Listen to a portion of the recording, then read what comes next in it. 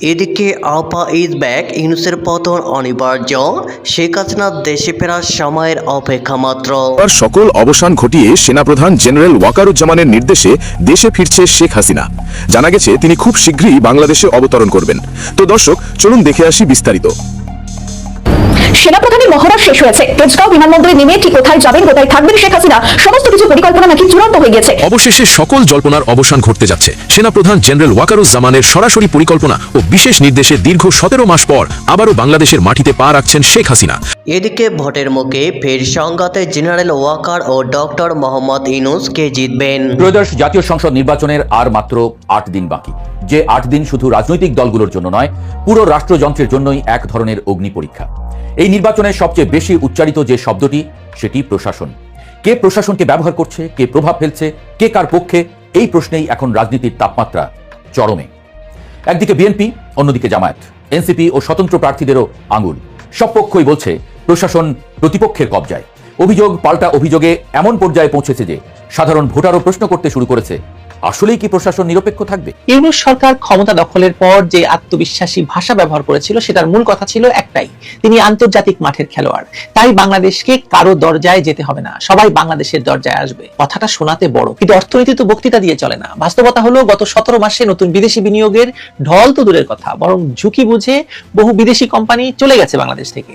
আর যে খাতটা বাংলাদেশের অর্থনীতিকে টেনে রেখেছিল, রিজার্ভকে শ্বাস দিয়েছিল, ব্যাংকিং সিস্টেমকে ভাসিয়ে রেখেছিল, গ্রাম থেকে শহর পর্যন্ত পরিবারের রান্নাঘর চালাচ্ছিল, সেই তৈরি পোশাক এবং টেক্সটাইল চেইন এখন টালমাটাল নয়, একটা ভয়াবহ অবস্থার মধ্যে গিয়ে পড়েছে তারা। বাংলাদেশের এই সংকটের পেছনে রয়েছে দীর্ঘমেয়াদী নীতিগত ব্যর্থতা। শেখ হাসিনার নেতৃত্বাধীন আওয়ামী লীগ সরকারের সাথে ইউরোপীয় ইউনিয়নের ঠিক এই ধরনের একটি মুক্ত বাণিজ্য চুক্তির আলোচনা চলছিল। এদিকে আপা ইজ ব্যাক, ইউনূসের পতন অনিবার্য, শেখ হাসিনার দেশে ফেরার সময়ের অপেক্ষা মাত্র। বাংলাদেশের যা বর্তমান পরিস্থিতি, তাতে যে কোনো দিন দেশে ফিরবেন সাবেক প্রধানমন্ত্রী শেখ হাসিনা। আর মোহাম্মদ ইউনূসের পতন শুধু সময়ের অপেক্ষা, বলছে বিশেষজ্ঞ মহল। 17 মাস আগে ক্ষমতা হাতে নেওয়ার সময় যে স্বপ্ন দেখিয়েছিল গোটা দেশের মানুষকে, তা বাস্তবায়ন তো দূর, বরং পরিস্থিতি খারাপ হয়েছে। এমনকি ছাত্রদের সামনে এনে দেওয়া হয়েছিল একাধিক প্রতিশ্রুতি, কিন্তু পূরণ হয়নি। বোঝানো হয়েছিল শেখ হাসিনার আমলে ভারত বাংলাদেশে আধিপত্য তৈরি করেছে, আর সেটা করতে দিয়েছিল শেখ হাসিনা। কিন্তু এখন বাংলাদেশ স্বাধীন, ভারতকে কোনোভাবে নাক গলাতে দেওয়া হবে না। এমনকি আইন উপদেষ্টা আসিফ নজরুল বলেছিলেন, 26 লাখ ভারতীয় বাংলাদেশে কাজ করছে, তাদের তাড়িয়ে সাম্য পরিমাণ বাংলাদেশিকে কাজে ঢোকাবো। কিন্তু উল্টো দেখা গেল দেশ বিপদে চালিত হচ্ছে। খুন, ধর্ষণ, রাহাজানি রেকর্ড হারে বাড়তে থাকে শেষ 17 মাসে। বেড়েছে অর্থাভাব, শিল্প কারখানা বন্ধ, ছিনতাই, যেটা শেখ হাসিনার আমলে অনেকটাই কম ছিল। পরিস্থিতি দেখে ছাত্রদের মোহ ভঙ্গ হচ্ছে। যে ছাত্ররা ইউনূসের কথার সঙ্গে তাল দিত, এখন তারাই তার বিরুদ্ধে আন্দোলন সংগঠিত করেছে। তারাই এখন বলছে, আমরাই শেখ হাসিনাকে দেশ থেকে তাড়িয়েছি, এবার আমরাই তাকে ফিরিয়ে আনব। এদিকে ভোটের মুখে ফের সংঘাতে জেনারেল ওয়াকার ও ডক্টর মোহাম্মদ ইউনূস কে জিতবেন। 2024 সালের 5 আগস্ট দিনটি বাংলাদেশের ইতিহাসে এক গুরুত্বপূর্ণ অধ্যায় হিসাবে লিপিবদ্ধ থাকবে। ওই দিন এক তথাকথিত গণ অভ্যুত্থানের মাধ্যমে নির্বাচিত আওয়ামী লীগ সরকারের পতন হয় এবং ক্ষমতাচ্যুত হন তৎকালীন প্রধানমন্ত্রী শেখ হাসিনা। এই গণ আন্দোলন বা গণ অভ্যুত্থান যেভাবেই এই বিষয়কে দেখা হোক না কেন, এটা যে স্বতঃস্ফূর্ত ব্যাপার ছিল না, তা এখন দিনের আলোর মতো স্পষ্ট। বাংলাদেশের পরবর্তী তৎকালীন সরকারের প্রধান উপদেষ্টা মোহাম্মদ ইউনূস নিজেই এই অভ্যুত্থানকে একটি মেটিকুলাস ডিজাইনের অঙ্গ হিসাবে তুলে ধরেছিলেন। অর্থাৎ এটি একটি গভীর পরিকল্পনার ফসল। আর এই গভীর পরিকল্পনাটি যে মার্কিন মুলুকেই হয়েছিল, তা আজ স্পষ্ট। যাই হোক, পরবর্তী সময় এটা বোঝা গিয়েছে বাংলাদেশের সেনাপ্রধান জেনারেল ওয়াকারুজ্জামান এই অভ্যুত্থানকে প্রচণ্ড মদত দিয়েছিলেন এবং এই অন্তর্বর্তীকালীন সরকার গঠনের মুখ্য ভূমিকা নিয়েছিলেন। যদিও এই সরকারের প্রধান হিসাবে মোহাম্মদ ইউনূসকে তিনি বসাতে পক্ষপাতী ছিলেন না, তবে আন্দোলনকারী ছাত্রদের দাবির কাছে নতি স্বীকার করতে হয়েছিল জেনারেল ওয়াকারকে। এরপর বহুবার বাংলাদেশের প্রধান উপদেষ্টা এবং বাংলাদেশের সেনাপ্রধানের মধ্যে বিবাদ প্রকাশ্যে চলে এসেছে, কিন্তু এবার তাদের মধ্যে বিবাদ বেশ জটিল। বাংলাদেশের বহু কাঙ্ক্ষিত জাতীয় সংসদ নির্বাচন আর খুব বেশি দিন নেই। আগামী 12 ফেব্রুয়ারি হবে জাতীয় নির্বাচন এবং একই সঙ্গে হবে গণভোট। মোহাম্মদ ইউনূস নিজে এবং তার সমর্থকরা গণভোটে হাকে জেতাতে মরিয়া হয়ে উঠেছেন। বাংলাদেশের রাজনৈতিক ওয়াকিবহাল মহলের মতে গণভোটে হা জয়যুক্ত হলে আগামী নির্বাচিত সাংসদরা বাংলাদেশের সংবিধান সংশোধনকারী গণপরিষদের সদস্য হিসেবে বিবেচিত হবেন পরবর্তী 6 মাস পর্যন্ত। এর জন্য নির্বাচন পরবর্তী একটি জাতীয় সরকার গঠনের যাবতীয় তোড়জোড় চালিয়ে যাচ্ছে ইউনূস ও তার সঙ্গী জামায়াত এনসিপি। আওয়ামী লীগকে বাদ রেখে এই নির্বাচনে যাতে বিএনপি নিরঙ্কুশ সংখ্যাগরিষ্ঠতা না পায় সেদিকে চেষ্টা চালানো হচ্ছে বলে ওয়াকিবহাল মহলের ধারণা। তবে এই মুহূর্তে বাংলাদেশের আইন শৃঙ্খলা নিয়ন্ত্রণকারী মুখ্য সংস্থা হিসাবে বাংলাদেশ সেনাবাহিনী মাঠে নেমে কাজ করছে। ফলে ডক্টর মোহাম্মদ ইউনূস বোঝেন এর জন্য সেনাবাহিনীকে নিজের নিয়ন্ত্রণে নিয়ে আসতে হবে, কিন্তু তার সামনে ঢাল হয়ে দাঁড়িয়ে আছেন স্বয়ং বাংলাদেশের সেনাপ্রধান জেনারেল ওয়াকারুজ্জামান।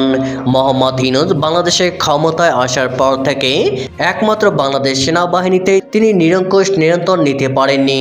তিনি এবং তার দোসররা বেশ কয়েকবার চেষ্টা করেছিলেন জেনারেল ওয়াকারকে ক্ষমতাচ্যুত করতে সেনাবাহিনীর ভিতরে কূ বা অভ্যুত্থান করানোর। সেই চেষ্টা বিফলে গিয়েছে। ত্রয়োদশ জাতীয় সংসদ নির্বাচনের আর মাত্র 8 দিন বাকি, যে 8 দিন শুধু রাজনৈতিক দলগুলোর জন্য নয়, পুরো রাষ্ট্রযন্ত্রের জন্যই এক ধরনের অগ্নি পরীক্ষা। এই নির্বাচনের সবচেয়ে বেশি উচ্চারিত যে শব্দটি, সেটি প্রশাসন। কে প্রশাসনকে ব্যবহার করছে, কে প্রভাব ফেলছে, কে কার পক্ষে, এই প্রশ্নেই এখন রাজনীতির তাপমাত্রা চরমে। একদিকে বিএনপি, অন্যদিকে জামায়াত, এনসিপি ও স্বতন্ত্র প্রার্থীদেরও আঙুল। সব পক্ষই বলছে প্রশাসন প্রতিপক্ষের কবজায়। অভিযোগ পাল্টা অভিযোগে এমন পর্যায়ে পৌঁছেছে যে সাধারণ ভোটারও প্রশ্ন করতে শুরু করেছে, আসলেই কি প্রশাসন নিরপেক্ষ থাকবে? এদিকে জনপ্রশাসন বিশ্লেষকরা বলছেন ছবিটা এতটা সোজা নয়। এই প্রশ্নের উত্তর খুঁজতে হলে আমাদের ফিরে যেতে হয় 2018 সালে, একাদশ জাতীয় সংসদ নির্বাচন। সেই নির্বাচনে দিনের ভোট রাতে দেওয়ার অভিযোগ শুধু রাজনৈতিক বক্তব্য ছিল না। পরবর্তী সময়ে গঠিত তদন্ত কমিশনের প্রতিবেদনে উঠে আসে জেলা প্রশাসক, ইউএনও, রিটার্নিং কর্মকর্তা, পুলিশ সুপার এবং ওসিদের সরাসরি সম্পৃক্ততার খবর। সে সময় পুরো জনপ্রশাসন এবং পুলিশ প্রশাসন ছিল একমুখী। ক্ষমতাসীন আওয়ামী লীগ সরকারের পক্ষে মাঠে প্রশাসন সরাসরি কাজ করেছে এমন অভিযোগের ভিত্তিতেই পরে ব্যবস্থা নেওয়া হয়। এই অপরাধে গত বছর জনপ্রশাসন মন্ত্রণালয় 33 জন যুগ্ম সচিব এবং সমপর্যায়ের কর্মকর্তাকে ওএসডি করে। এরা সবাই 2018 সালের নির্বাচনে রিটার্নিং কর্মকর্তা বা জেলা প্রশাসকের দায়িত্বে ছিলেন। শুধু তাই নয়, 2014, 2018 এবং 2024 এই 3টি বিতর্কিত নির্বাচনের দায়িত্বে থাকা সাবেক জেলা প্রশাসকদের মধ্যে অন্তত 22 জনকে বাধ্যতামূলক অবসরে পাঠানো হয়েছে। এই তথ্যগুলো গুরুত্বপূর্ণ, কারণ এগুলো প্রশাসনের ভেতরে এক ধরনের ভয় এবং সতর্কতা তৈরি করেছে। ত্রয়োদশ জাতীয় সংসদ নির্বাচনে মাঠ প্রশাসনের ভূমিকা আগের মতোই গুরুত্বপূর্ণ। নির্বাচন কমিশনের অধীনে নিয়োগ পাওয়া 69 জন রিটার্নিং কর্মকর্তার মধ্যে মাত্র 3 জন নির্বাচন কমিশনের নিজস্ব কর্মকর্তা। বাকি 66 জনের মধ্যে ঢাকা এবং চট্টগ্রামের 2 জন বিভাগীয় কমিশনার, 64 জন জেলা প্রশাসক। সহকারী রিটার্নিং কর্মকর্তা হিসেবে দায়িত্ব পালন করছেন ইউএনওরা। মাঠে আইন শৃঙ্খলার দায়িত্বে এসপি এবং ওসিরা, অর্থাৎ নির্বাচন কমিশনের পুরো ব্যবস্থাপনাই কার্যত প্রশাসনের উপর নির্ভরশীল। এখানেই আসে মূল ঝুঁকি। জনপ্রশাসন বিশ্লেষকদের মতে 2018 সালের মতো ঢালাও কারচুপির অভিযোগ এবার নেই, কারণ এবার প্রশাসন একমুখী নয়। একদিকে অন্তর্বর্তীকালীন সরকার, অন্যদিকে বিএনপি ও জামায়াতপন্থী কর্মকর্তাদের পাল্টাপাল্টি অবস্থান প্রশাসনকে বিভক্ত করেছে। মাঠ প্রশাসনে সবাই একটি রাজনৈতিক লাইনে নেই, ফলে কোনো একটি দল চাইলেই পুরো প্রশাসন ব্যবহার করে বড় ধরনের কারচুপি করা কঠিন। জনপ্রশাসন বিশেষজ্ঞ এবং সাবেক অতিরিক্ত সচিব ফিরোজ মিয়া বলেন, ঢালাও কারচুপি এবার সম্ভব নয়, তবে যেখানে যে দল প্রভাব বিস্তার করতে পারবে সেখানে পক্ষপাতিত্বের চেষ্টা হবে। অর্থাৎ স্থানীয় পর্যায়ে সীমিত কারচুপির ঝুঁকি থাকলেও জাতীয় পর্যায়ে 2018 ধাঁচের ঘটনা পুনরাবৃত্তির সম্ভাবনা কম। এই নির্বাচনের আগে সবচেয়ে উদ্বেগজনক বিষয় হল প্রশাসনের প্রকাশ্য দলীয় বিভক্তি। বিশেষ প্রশাসনে ক্যাডারের সংগঠন Bangladesh administrative service association BASA এখন কার্যত 2 ভাগে বিভক্ত। একটি কমিটি বিএনপি অনুসারী কর্মকর্তাদের, অপরটি জামায়াতে ইসলামীপন্থী কর্মকর্তাদের। একই দিনে 2 কমিটি আলাদা আলাদা সংবাদ বিজ্ঞপ্তি দিয়েছে। এটা বাংলাদেশের প্রশাসনিক ইতিহাসে বিরল কিন্তু ভয়াবহ ঘটনা। কারণ যে প্রশাসন নির্বাচন নিরপেক্ষ রাখবে, সেই প্রশাসনের ভেতরেই যদি দলীয় লাইন টানা হয়, তাহলে আস্থা থাকবে কোথায়? এই বিভক্তির বাস্তব প্রমাণ পাওয়া যায় 20 জানুয়ারির ঘটনায়। ওই দিন জনপ্রশাসন মন্ত্রণালয় 8 জন ইউএনওকে বদলি করে, কিন্তু মাত্র 2 দিনের মাথায় সেই বদলি বাতিল করে নতুন প্রজ্ঞাপন জারি করা হয়। এই বদলি এবং বাতিলের পেছনে বিএনপি ও জামায়াতের শীর্ষ নেতাদের হস্তক্ষেপ ছিল এমন তথ্য গণমাধ্যমে এসেছে। এর প্রভাব পড়ে প্রশাসনের ভেতরে থাকা দলীয় অনুসারী কর্মকর্তাদের উপরে। কে কার লোক, এই সন্দেহই প্রশাসনকে আরো বিভক্ত করেছে। এদিকে নির্বাচনের আগে সচিবালয়ে কার্যত স্থবিরতা নেমে এসেছে, কারণ জনপ্রশাসন এবং স্বরাষ্ট্র মন্ত্রণালয় ছাড়া অন্য মন্ত্রণালয়গুলোতে বড় সিদ্ধান্ত নেই। তফসিল ঘোষণার পর বদলি প্রায় বন্ধ, নতুন প্রকল্প অনুমোদন স্থগিত, সংস্কার কার্যক্রমের গতি উল্লেখযোগ্যভাবে কমেছে। সরকারি কর্মকর্তারা মূলত নির্বাচন পরবর্তী নতুন সরকারের অপেক্ষায়। সাবেক অতিরিক্ত সচিব ফিরোজ মিয়ার ভাষায়, পরবর্তী সরকারের রোষানল এড়াতেই অনেকে কাজের গতি কমিয়ে দিয়েছেন। এই স্থবিরতা সরাসরি নাগরিক সেবায় প্রভাব ফেলছে, যা সংখ্যায় না হলেও বাস্তবে স্পষ্ট। সাবেক সচিব আনোয়ার ফারুক বলেছেন, এবার কোনো রাজনৈতিক সরকার ক্ষমতায় থেকে নির্বাচন করছে না, তাই প্রশাসনকে কোনো নির্দেশ মানতে বাধ্য করা যাবে না। তবে তিনি এটাও বলেছেন, যে দল জিতছে বলে মনে হবে কর্মকর্তারা ভোটের দিন তাদের বিরূপ করতে চাইবেন না। অন্যদিকে নির্বাচন কমিশনের সাবেক অতিরিক্ত সচিব জেসমিন টুলি স্পষ্ট করে বলেছেন, ভালো নির্বাচন শুধু প্রশাসনের উপর নির্ভর করে না, রাজনৈতিক দলগুলোর আচরণ এখানে সবচেয়ে বড় ফ্যাক্টর। গত 3টি বিতর্কিত নির্বাচনের পর দেশের বিপুল সংখ্যক মানুষ ভোটাধিকার থেকে বঞ্চিত হয়েছে। এবার তারা অপেক্ষা করছে একটি গ্রহণযোগ্য শান্তিপূর্ণ নির্বাচনের জন্য। এই নির্বাচন যদি প্রশ্নবিদ্ধ হয়, তাহলে শুধু একটি সরকার নয়, পুরো গণতান্ত্রিক উত্তরণই হুমকির মুখে পড়বে। প্রশাসনের নিরপেক্ষতা তাই শুধু প্রশাসনিক বিষয় নয়, এটা রাষ্ট্রের অস্তিত্বের প্রশ্ন। এখন প্রশ্ন একটাই, প্রশাসন কি দলীয় চাপের ঊর্ধ্বে উঠে রাষ্ট্রের পক্ষে দাঁড়াতে পারবে, নাকি আবারও ইতিহাস নিজেকে পুনরাবৃত্তি করবে? আর এই প্রশ্নের উত্তর মিলবে ভোটের দিন 12 তারিখ। ইউনূস সরকার ক্ষমতা দখলের পর যে আত্মবিশ্বাসী ভাষা ব্যবহার করেছিল, সেটার মূল কথা ছিল একটাই, তিনি আন্তর্জাতিক মাঠের খেলোয়াড়, তাই বাংলাদেশকে কারো দরজায় যেতে হবে না, সবাই বাংলাদেশের দরজায় আসবে। কথাটা শোনাতে বড়, কিন্তু অর্থনীতি তো বক্তৃতা দিয়ে চলে না। বাস্তবতা হলো, গত 17 মাসে নতুন বিদেশি বিনিয়োগের ঢল তো দূরের কথা, বরং ঝুঁকি বুঝে বহু বিদেশি কোম্পানি চলে গেছে বাংলাদেশ থেকে। আর যে খাতটা বাংলাদেশের অর্থনীতিকে টেনে রেখেছিল, রিজার্ভকে শ্বাস দিয়েছিল, ব্যাংকিং সিস্টেমকে ভাসিয়ে রেখেছিল, গ্রাম থেকে শহর পর্যন্ত পরিবারের রান্নাঘর চালাচ্ছিল, সেই তৈরি পোশাক এবং টেক্সটাইল চেইন এখন টালমাটাল নয়, একটা ভয়াবহ অবস্থার মধ্যে গিয়ে পড়েছে তারা।